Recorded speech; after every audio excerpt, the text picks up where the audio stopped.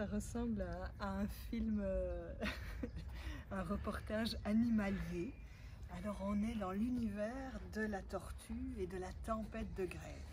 Ici, vous avez la tempête de grêle, spécimen rare mais quand même très connu, et la tortue, spécimen unique. Et la tortue et la tempête de grêle sont deux formes d'être, on peut dire. C'est des archétypes qui sont proposés dans l'approche imago.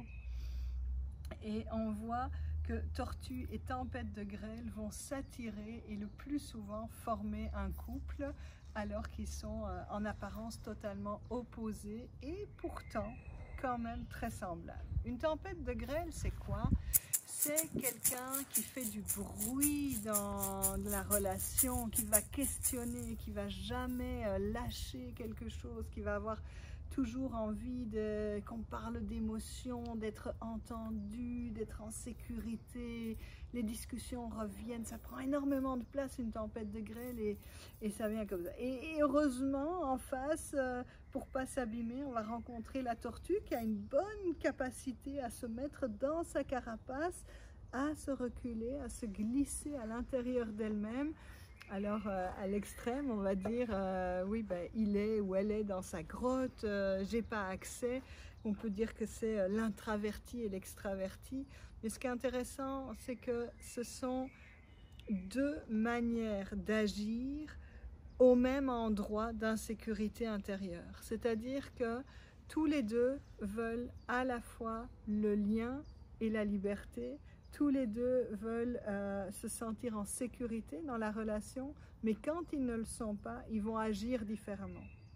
Donc quand la tempête de grêle ne se sent pas en sécurité, qu'elle se sent abandonnée, qu'elle se pose plein de questions, qu'elle ne sent pas assez le lien, elle va s'agiter, elle va faire du bruit, questionner beaucoup et être comme ça, sans relâche, jusqu'à être apaisée à l'intérieur.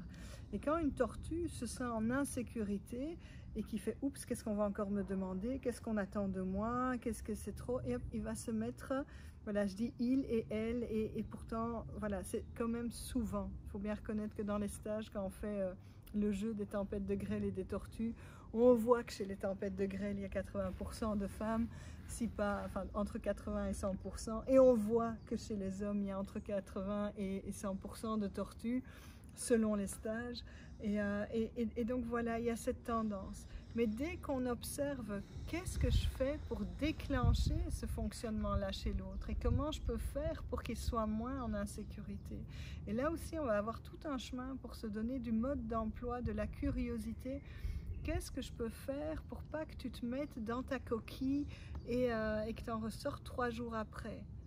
Ah ben peut-être tu peux me dire que je peux prendre le temps dont j'ai besoin et que tu seras là quand je reviens sans reproche, et rien que de savoir ça, ça va être plus facile de revenir dans la relation. Et inversement, de quoi tu as besoin pour, voilà, pour pouvoir t'apaiser le temps que j'ai besoin de sortir? Ben, j'ai besoin que tu me dises je reviens en fait. J'ai besoin que tu m'expliques comment tu fonctionnes. Et on voit que souvent la tempête et la tempête de grêle et la tortue vont avoir besoin de beaucoup parler de leur fonctionnement, de leurs besoins, pour pouvoir prendre en considération l'endroit où ça met de l'insécurité, s'offrir cette sécurité, et à ce moment-là, chacun va pouvoir être bien dans sa manière d'être au monde, avec soit quelque chose de plus rapide en énergie, soit quelque chose qui a besoin de plus de temps pour infuser. Et que c'est tout à fait ok, et évidemment que l'un et l'autre ont beaucoup à s'apporter. Et c'est pas un hasard si je rencontre une tortue, parce que cette tortue va m'apprendre la patience, va m'apprendre le silence, va m'apprendre les mots juste posés, va m'apprendre à peut-être ressentir de l'intérieur.